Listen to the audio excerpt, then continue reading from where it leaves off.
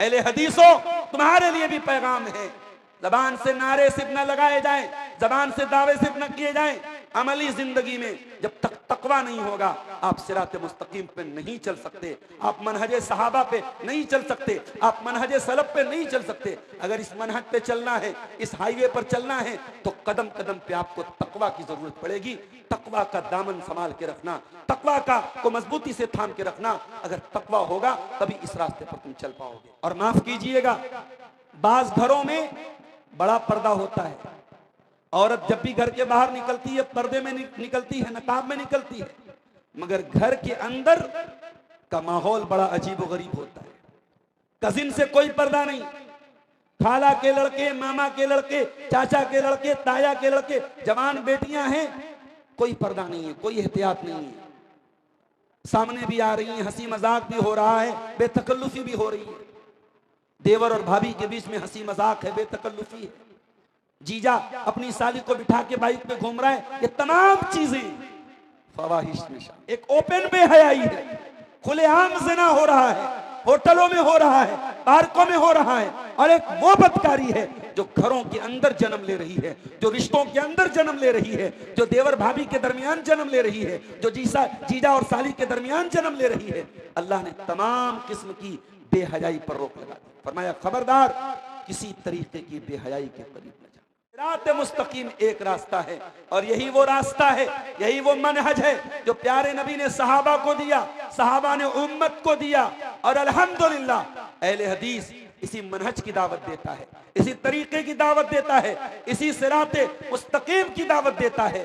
अहले हदीस की दावत किसी शख्सियत की दावत नहीं, किसी इलाके की दावत नहीं, किसी बुजुर्ग की दावत नहीं। अहले हदीस की दावत उसी मनहज की दावत है जिस मनहज की तरफ इशारा करके अल्लाह ने फरमाया व अन्ना हाज़ा सिराती मुस्तकीमन फत्तबिऊ, कि ऐ मेरे बंदो मेरे रास्ते पर चलना, इस हाईवे को मत छोड़ना, इस सिरात मुस्तकीम को मत छोड़ना। अगर इसको छोड़ोगे, पगडंडियों पर जाओगे, दाएं बाएं जाओगे, फतफर्रक़ बिकुम अन सबीली, तो ये दाएं बाएं वाले रास्ते तुमको मंजिल से भटका देंगे, तुमको सिरात मुस्तकीम से हटा देंगे।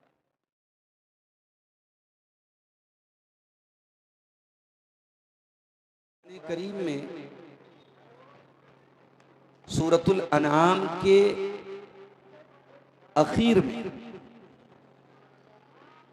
आयत नंबर 151, 152 और 153 में अल्लाह ताला ने 10 बातों का हुक्म दिया है। और अजीब बात यह है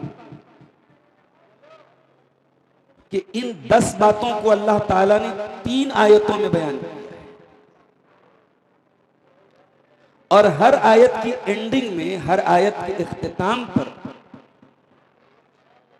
अल्लाह ने वसीयत का लफ्ज इस्तेमाल किया, ज़ालिकुम वस्साकुम भी, ज़ालिकुम वस्साकुम भी। गोया अल्लाह ताला ने ये 10 वसीयत की है अपने बंदों के। वसीयत किसको बोलते हैं? हमारे यहां आमतौर से यह समझा जाता है कि मरने वाला अपने वारिसीन को मरने से पहले जो बातें बता के जाए उसको वसीयत कहते हैं। वो भी वसीयत है, लेकिन वसीयत का एक मतलब और भी होता है। वसीयत किसी बहुत ही इंपॉर्टेंट बात, बहुत ही अहम बात को भी कहते हैं।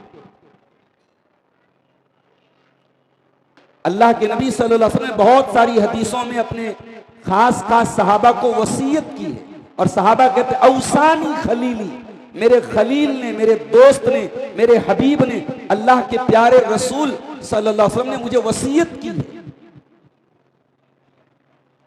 तो किसी इंपॉर्टेंट ऑर्डर को, किसी महत्वपूर्ण आदेश को भी शरीयत में वसीयत कहते हैं। तो कुरान में अल्लाह ने बहुत सारी बातों को हुक्म दिया है और बहुत सारी बातों से मना किया है, लेकिन उन तमाम बातों में ये 10 बातें ऐसी हैं जिनको अल्लाह वसीयत कह रहा है। गोया कि ये 10 बातें बहुत ही ज्यादा इंपॉर्टेंट हैं, बहुत ही ज्यादा अहम हैं। हजरत अब्दुल्लाह इब्न मसूद रज़ी अल्लाह ताला, नबी के वो सहाबी जो बहुत दुबले पतले थे। एक मर्तबा हजरत अब्दुल्ला मिसवाक तोड़ने के लिए पेड़ पे चढ़े और हवा तेज तेज चल रही थी तो उनके पैर हवा में लहरा रहे थे। तो बाद सहाबा हंसने लगे।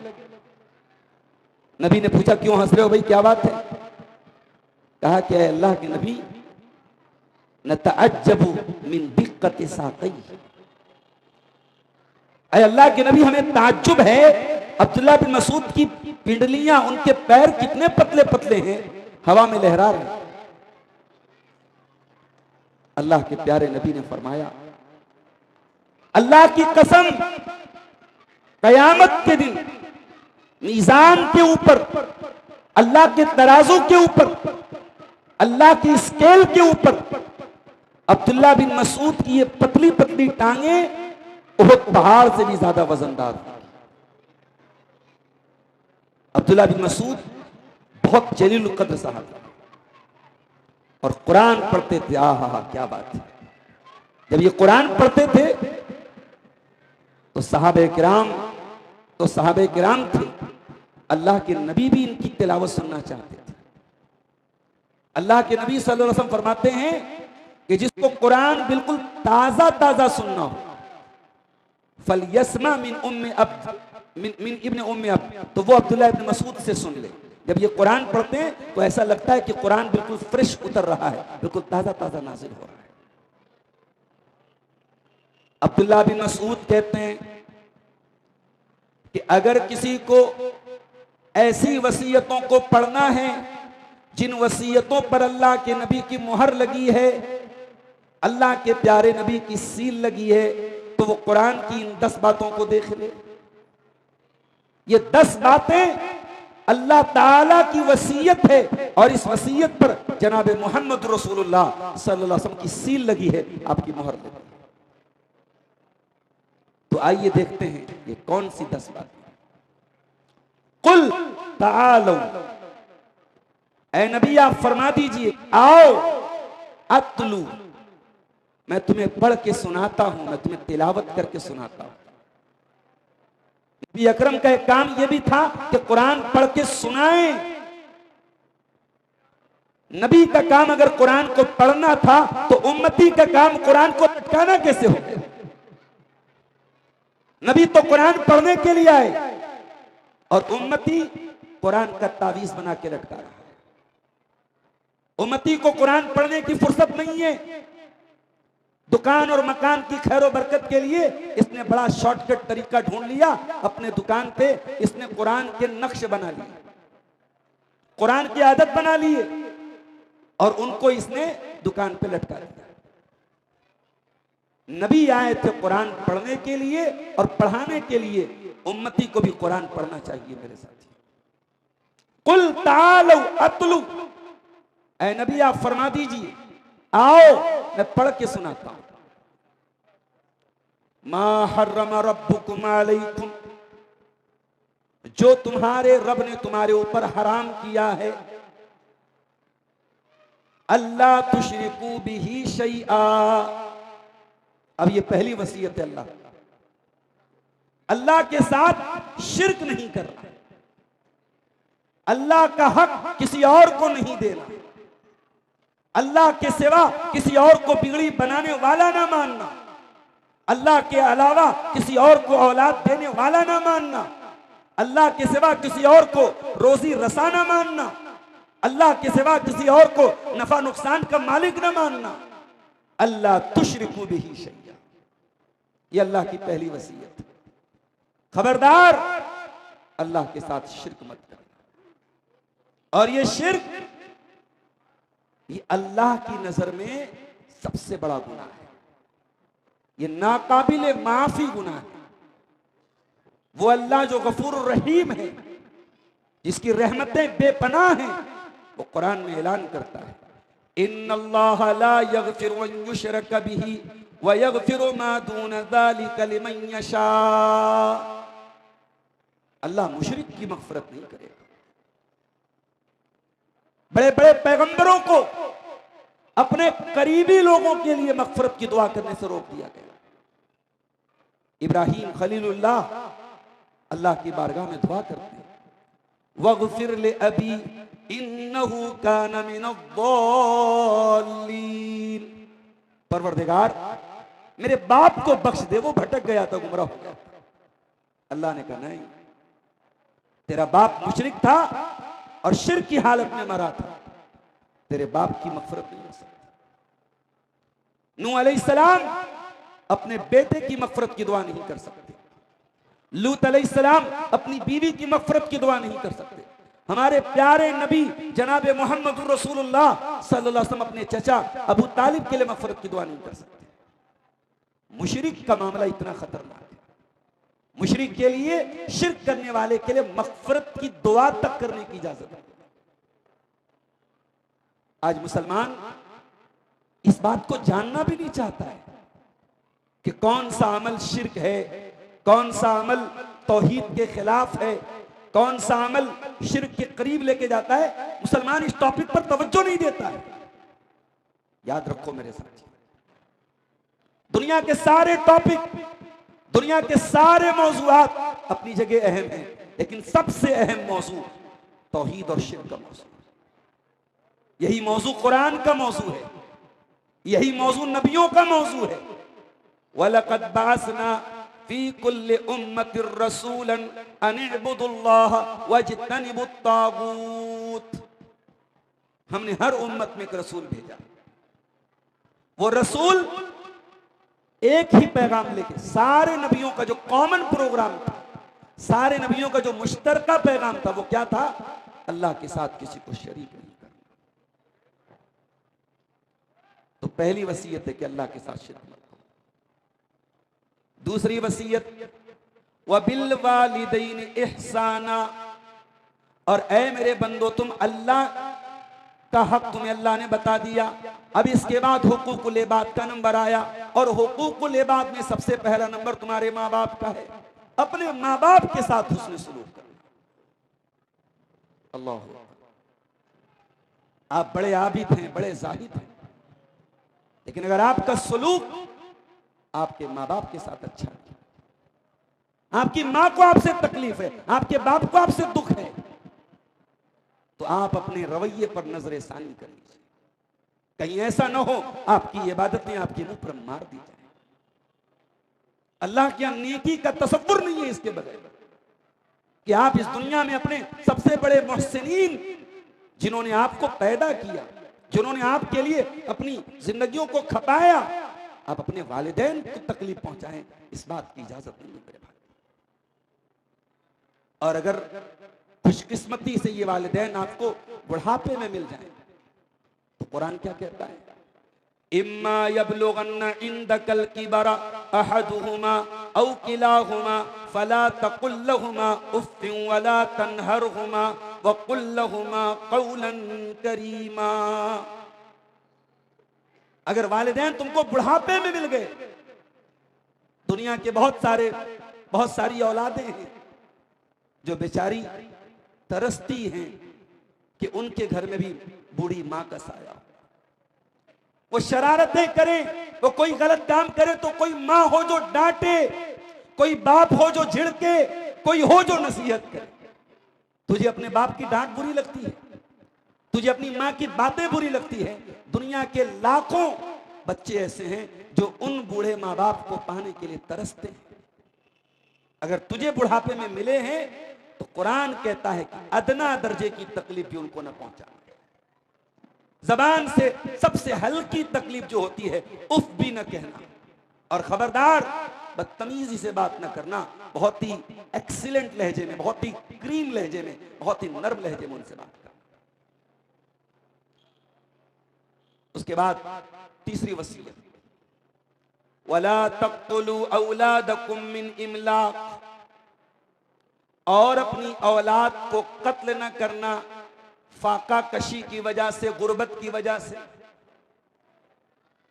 अगर तुम्हारे पास रोजी रोटी के जराए महदूद हैं, तुम्हारे घर में गुर्बत है, तो तुम्हें यह अधिकार किसने दे दिया कि तुम अपनी औलाद को कत्ल कर दो? खबरदार, तुम्हारे जहन में कहीं यह ना हो कि औलाद को तुम पाल रहे हो तो तुम खिला रहे हो। नहीं, नहनु नर्ज़ुकुकुम व इय्याहुम। अरे नादान, दुनिया में कितने अपाहिज लोग हैं जो कोई काम नहीं कर सकते। दुनिया में कितने परिंदे ऐसे हैं जो अपने घोंसले के बाहर नहीं निकल सकते। क्या उनको रोजी नहीं मिल रही है? अल्लाह उनको भी रोजी दे रहा है।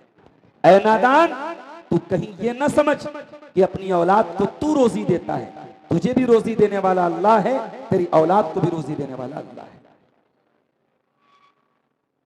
और यहां एक काबिल गौर नुक्ता याद रखिए मेरे साथ। कुरान करीम के 15वें पारे में इसी बात को अल्लाह ने दूसरे अंदाज में फरमाया। वहां क्या फरमाया?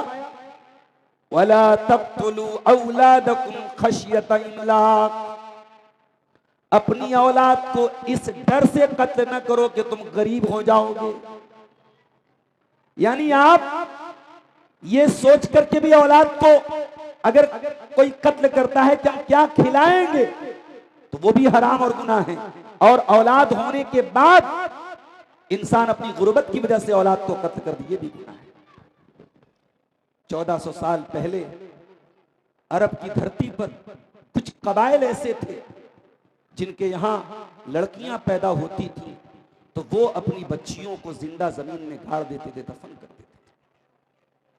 इस्लाम ने आकर इस अत्याचार को खत्म किया, इस जुल्म को खत्म किया और दुनिया को पैगाम दिया, चाहे वो पैदा होने वाली औलाद लड़का हो या लड़की हो, मेल हो फीमेल हो, वो औलाद उसे कत्ल करने का कोई राइट और अधिकार आपको नहीं। अब दौर बदल गया, जमाना तरक्की कर गया, इंसान चांद पर पहुंच गया। 1400 साल पहले के कुछ जाहिल लोग औलाद पैदा होने के बाद कत्ल करते थे। आज का तरक्की याफ्ता इंसान औलाद को मां के पेट में कत्ल कर डालता है। हमारे मुल्क का डाटा है, भारत की सरजमीन का डाटा है, डेली हजारों लड़कियां मां के पेट में मार दी जाती है। ये जुल्म है, ये अन्याय है, ये अत्याचार है, ये बहुत बड़ा पाप और बहुत बड़ा गुनाह है। अल्लाह ने जब हराम चीजों की लिस्ट बयान की तो तीसरे नंबर पर इसी को बयान किया, वला तक़्तुलू औलादकुम मिन इमलाक। खबरदार, अपनी औलाद को तुम फाका कशी की वजह से, गुर्बत की वजह से कत्ल न करना। नहनु नर्ज़ुकुकुम व इय्याहुम। तुमको भी रोजी देने वाले हम, तुम्हारी औलाद को भी रोजी देने वाले हम। इसीलिए अल्लाह के नबी सल्लल्लाहु अलैहि वसल्लम जब पूछा गया कि सबसे बड़ा गुनाह क्या है, तो जो टॉप 3 क्राइम्स अल्लाह के नबी ने बयान किया, जो इस्लाम की नजर में सबसे बड़े बड़े गुनाह हैं, उसमें अल्लाह के नबी ने इन्हीं 3 गुनाहों को जिक्र किया। अन तजअल लिल्लाहि निद्दन व हुवा खलक़क, अन तक़्तुल वलद खश्यत अन यतअम माक, अन तुज़ानिया हलीलत जारी। सबसे बड़े बड़े गुनाह क्या हैं? अल्लाह के नबी ने फरमाया, अल्लाह के बराबर किसी को ठहराओ जबकि पैदा करने वाला अल्लाह है, और औलाद को कत्ल कर दो इस डर से कि वो क्या खाएगी। और तीसरा गुनाह ये है कि अपने पड़ोसी की बीवी के साथ जिना करो। जिना तो किसी भी औरत के साथ हराम है, लेकिन पड़ोसी का जिक्र खास तौर से इसलिए किया क्योंकि पड़ोसी पड़ोसी पर एतमाद करता है, पड़ोसी पड़ोसी पर भरोसा करता है। तो यहां अल्लाह ने तीसरी बात ये बयान। उसके बाद अल्लाह की चौथी वसीयत, वला तक़रबुल फ़वाहिशा मा ज़हरा मिन्हा व मा बतन। और ऐ मेरे बंदो, फहश कामों के करीब न जाना, वल्गर एक्टिविटीज के, अश्लील कामों के, गंदे कामों के करीब न जाना। अल्लाह अकबर। जितने बेहुदा काम हैं, जितनी गैर अखलाकी हरकतें, वो तमाम की तमाम इस लफ्ज़ फ़वाहिश के अंदर आ गई। ज़िना आ गया, लिवातत आ गई, अपने हाथों से इस्तिमना बिलियत जो बहुत सारे नौजवान करते हैं, गलत संगत में पढ़ करके अपनी जवानी को बर्बाद करते हैं, वो चीज आ गई। पॉर्न मूवीज देखना आ गया, गंदे गाने सुनना आ गया, गंदे वीडियोस देखना, तमाम दुनिया की तमाम वल्गर एक्टिविटीज इस लफ्ज के अंदर आ गई। और अल्लाह ने यह नहीं कहा कि तुम ये वल्गर काम ना करो, फरमाया वला तक़रबू, करीब भी ना जाना, फवाहिश के करीब भी ना जाना। इस्लाम दीन हया है, इस्लाम बेगैरतों का दीन नहीं है। इस्लाम ये तय करता है कि औरत घर के बाहर निकले तो उसका लिबास कैसा होना चाहिए। इस्लाम ये तय करता है औरत को किसके सामने आना चाहिए और किसके सामने नहीं आना चाहिए। इस्लाम ये तय करता है कि औरत घर के बाहर निकले तो पर्दे में निकले। इस्लाम ये तय करता है कौन से रिश्तेदार औरत के लिए महरम है, कौन से रिश्तेदार औरत के लिए गैर महरम है। और माफ कीजिएगा, बाज घरों में बड़ा पर्दा होता है, औरत जब भी घर के बाहर निकलती है पर्दे में निकलती है, नकाब में निकलती है, मगर घर के अंदर का माहौल बड़ा अजीब व गरीब होता है। कजिन से कोई पर्दा नहीं, खाला के लड़के, मामा के लड़के, चाचा के लड़के, ताया के लड़के, जवान बेटियां हैं, कोई पर्दा नहीं है, कोई एहतियात नहीं है। सामने भी आ रही है, हंसी मजाक भी हो रहा है, बेतकल्लुफी भी हो रही है। देवर और भाभी के बीच में हंसी मजाक है, बेतकल्लुफी है। जीजा अपनी साली को बिठा के बाइक पे घूम रहा है। ये तमाम चीजें फवाहिश में शामिल है। और इसीलिए अल्लाह ने जब फवाहिश का जिक्र किया तो अल्लाह ने एक शर्त उसमें बढ़ा दी, फरमाया मा ज़हरा मिन्हा व मा बतन, खुली हुई बेहयाई से भी बचना है और छुपी हुई बेहयाई से भी बचना है। एक ओपन बेहयाई है, खुलेआम ज़िना हो रहा है, होटलों में हो रहा है, पार्कों में हो रहा है। और एक वो बदकारी है जो घरों के अंदर जन्म ले रही है, जो रिश्तों के अंदर जन्म ले रही है, जो देवर भाभी के दरमियान जन्म ले रही है, जो जीजा और साली के दरमियान जन्म ले रही है। अल्लाह ने तमाम किस्म की बेहयाई पर रोक लगा दी। फरमाया खबरदार किसी तरीके की बेहयाई के करीब न जाना। मुसलमानों, नबी से मोहब्बत करते हो तो हया वाले, हमारे प्यारे नबी हया वाले थे।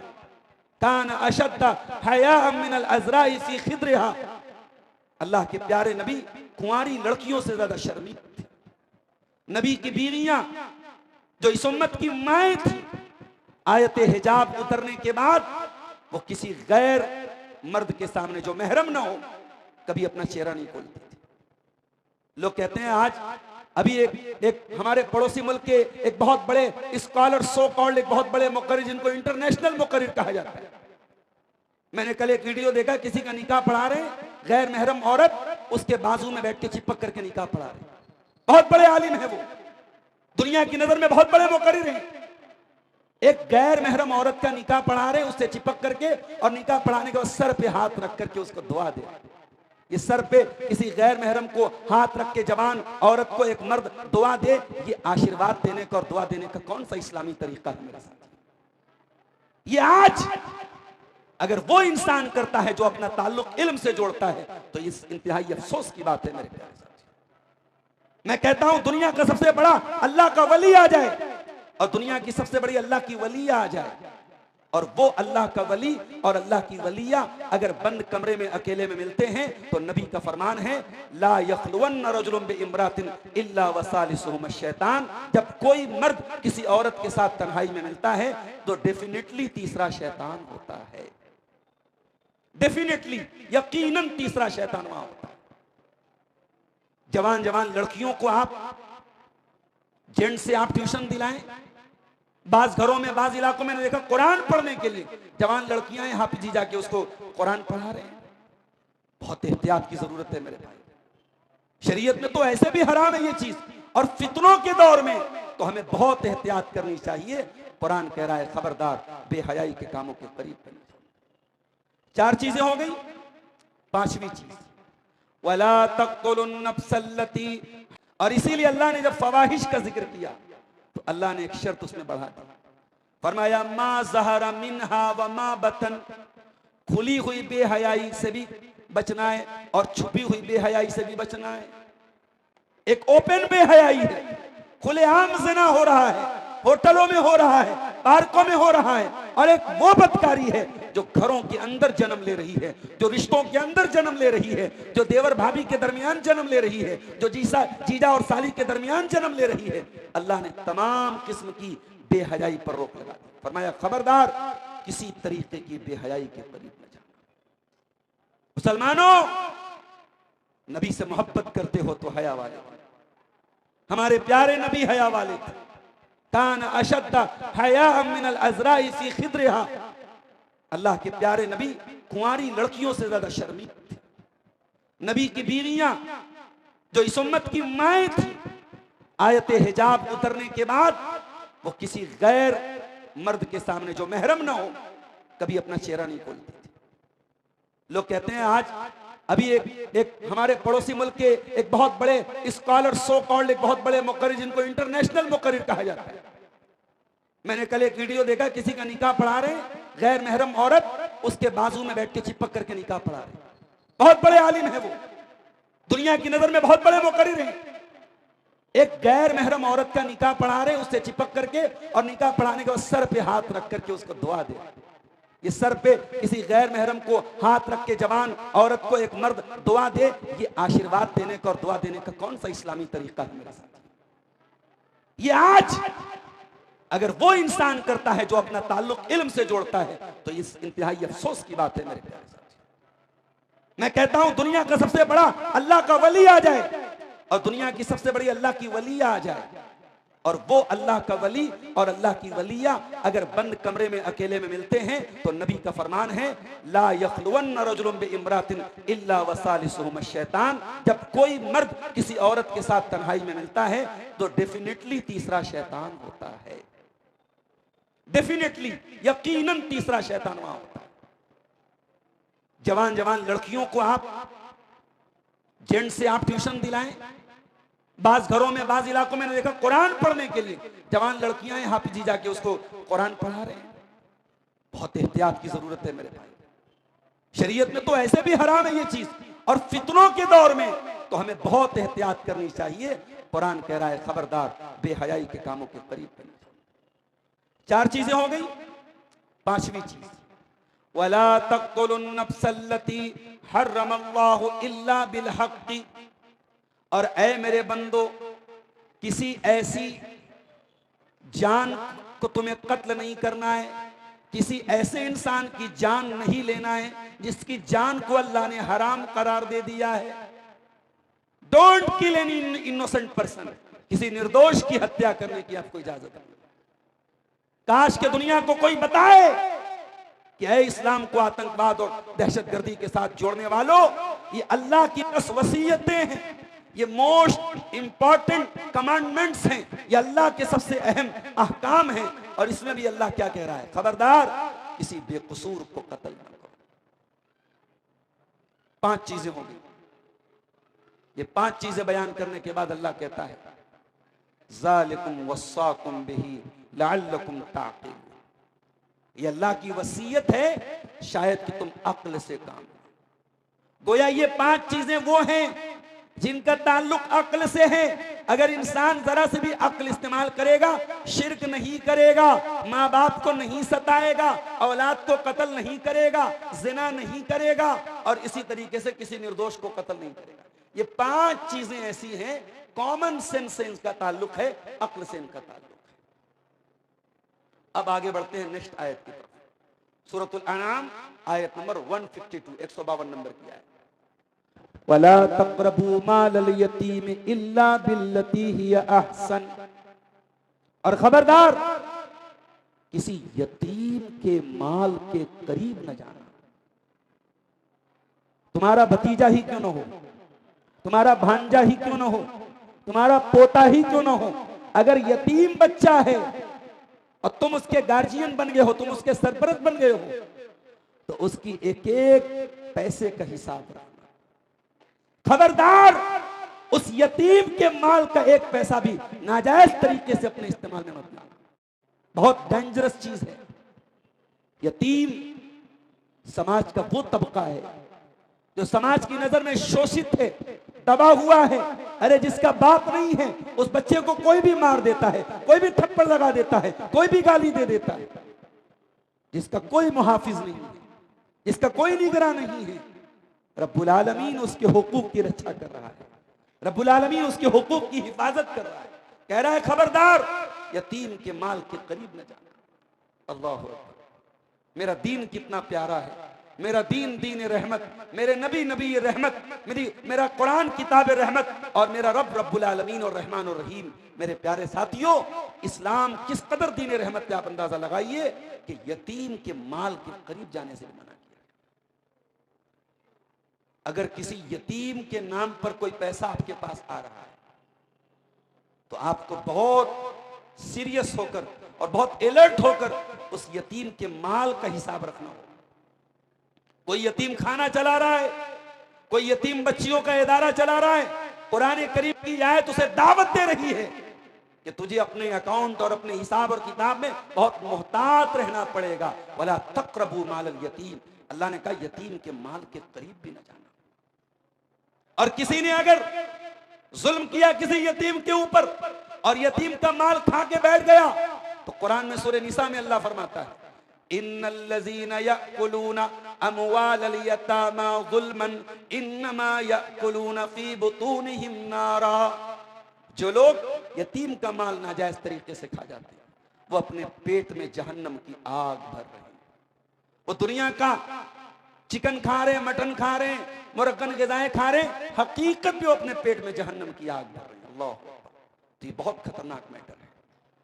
उसके बाद फरमाया हत्ता यबलुगा अशुद्धा, यतीम के माल के अगर तुम गार्जियन बने हो, यतीम जैसे ही बालिग हो जाए, जवान हो जाए, अपने पैरों पे खड़ा हो जाए, यतीम का माल उसके हवाले कर दो। यतीम के माल में कोई खुर्द बुर्द ना करो, कोई गलत काम मत करो। उसके बाद फरमाया व औफुल कैल वल मीज़ान बिल क़िस्त, और ऐ तिजारत करने वालों, दुकानदारों, लेन देन करने वालों, बिजनेस करने वालों, व्यापार करने वालों, जब सामान तौल के दो, नाप के दो, सही तौल के दो, इंसाफ के साथ तौल के दो, ना इंसाफी न करो, डंडी न मारो। कारोबार में 420 करप्शन, मिलावट, बदनुमानी, भ्रष्टाचार की तमाम कैटेगरीज कुरान करीम के इस एक लफ्ज में आ गई। खबरदार अपनी तिजारत में किसी भी तरीके से बेईमानी न करना, बदउनवानी न करना। सवाल ये पैदा होगा, चावल बेचने वाला चावल बेच रहा है, तराजू पर एक तरफ 1 किलो का उसने बटकरा रखा, दूसरी तरफ उसने 1 किलो चावल तौला, चावल थोड़ा ज्यादा हो गया, दुकानदार ने कम किया, कम करने में 1-2 ग्राम कम हो गया। अय अल्लाह, क्या इसकी भी पकड़ होगी?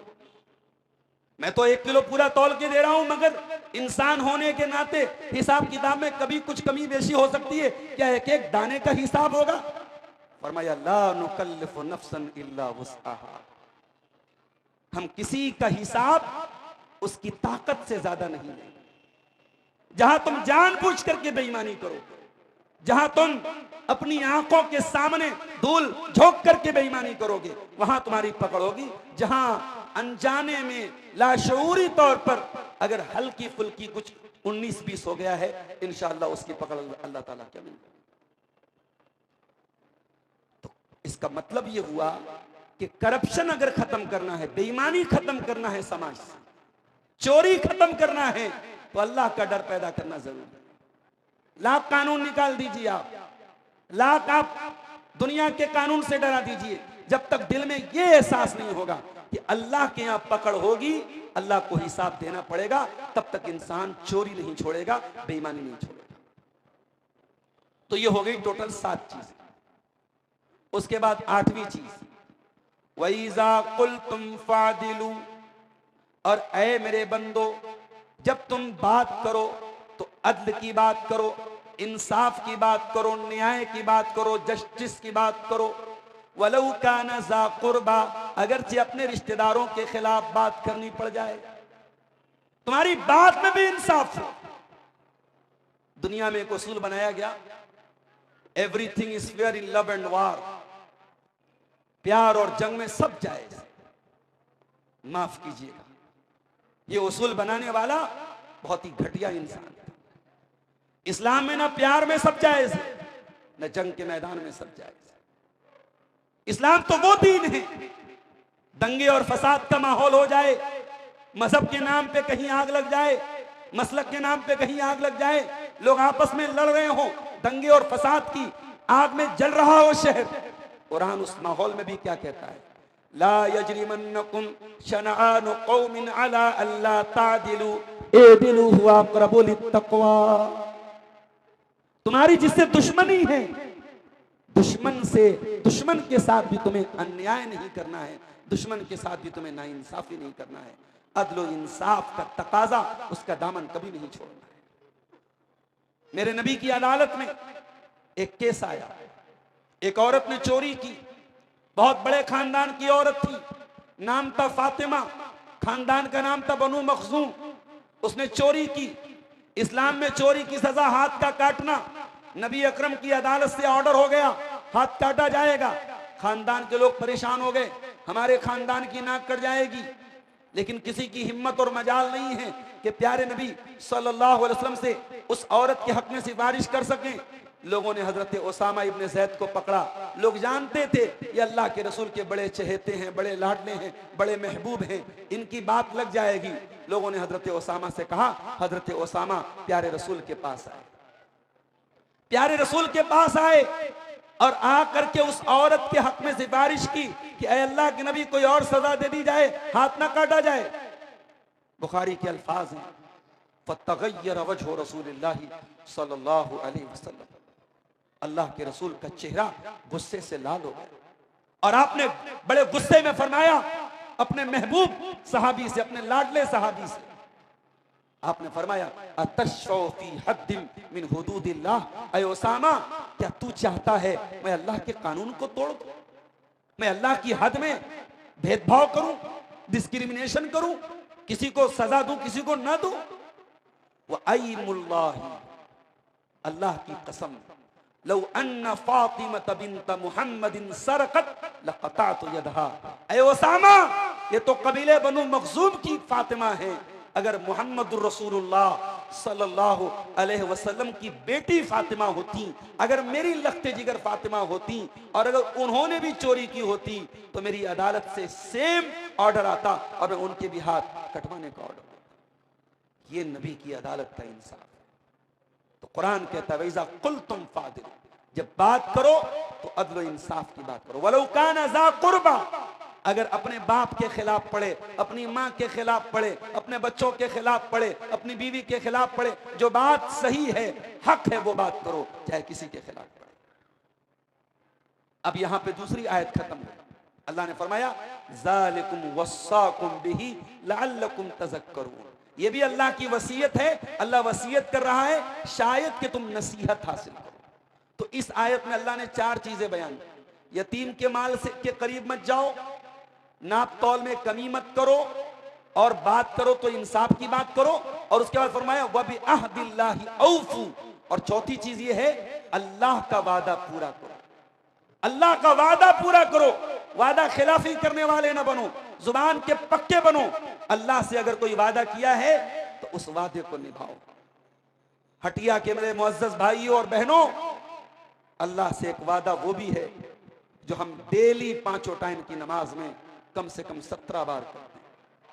हर मुसलमान करता है। जब हम नमाज में सूरह फातिहा पढ़ते हैं, हम अल्लाह से एक वादा करते हैं, इय्याका नअबुदु व इय्याका नस्तईन, ऐ अल्लाह हम तेरी ही इबादत करते हैं और तुझी से मदद मांगते हैं। हमारा माबूद भी तू है, हमारा मुश्किल कुशा भी तू है। कितना बड़ा नमक हराम है वो मुसलमान, कितना बड़ा वादा फरामोश है वो मुसलमान, कितना बड़ा वादा खिलाफ है वो मुसलमान, जो पांचों टाइम की नमाज में अल्लाह के सामने तो ये वादा करे, इबादत करूंगा तो तेरी करूंगा, मुश्किल कुशा मानूंगा तो तुझको मानूंगा, और नमाज के बाहर निकल के मुश्किल कुशा किसी और को कहता है, गरीब नवाज किसी और को कहता है, दाता किसी और को कहता है, दस्तगीर किसी और को कहता है, और बंदा नवाज किसी और को कहता है। उसमें अल्लाह के हक तो बांट दिए अल्लाह के वलियों को, और बाज बेशरम तो बड़े बड़े धड़ल्ले से कहते हैं अल्लाह के पल्ले में वहदत के सिवा क्या है, लेना है हमें जो कुछ ले लेंगे मोहम्मद से। अल्लाह अल्लाह के साथ इससे बढ़ के नाकदरी क्या होगी मेरे प्यारे साथी।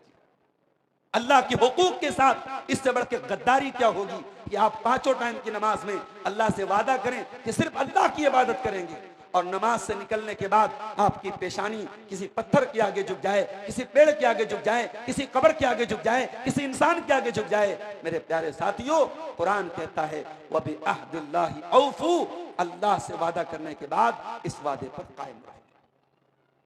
तो ये 9 चीजें हो गई। अब आखिरी बात बयान करके मैं बात खत्म करता हूं।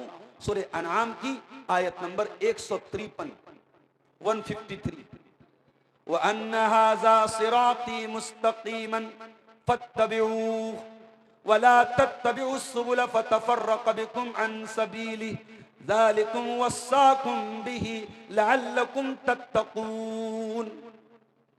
ये अल्लाह की 10वीं वसीयत क्या है? ऐ मेरे बंदो, यही मेरा सीधा रास्ता है, जो शरीयत मैंने अपने नबी के जरिए तुमको दी है, जो दीन मैंने अपने नबी के जरिए तुमको दिया है, यही सिराते मुस्तकीम है, इसी पर चलना, इस हाईवे को न छोड़ना।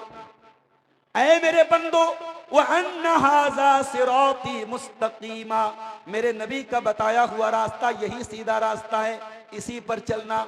वला तत्तबिउस सुबुल, दूसरे रास्तों पर न चलना। पता ये चला कि हक तक लेके जाने वाला एक ही रास्ता है, सिराते मुस्तकीम एक ही रास्ता है।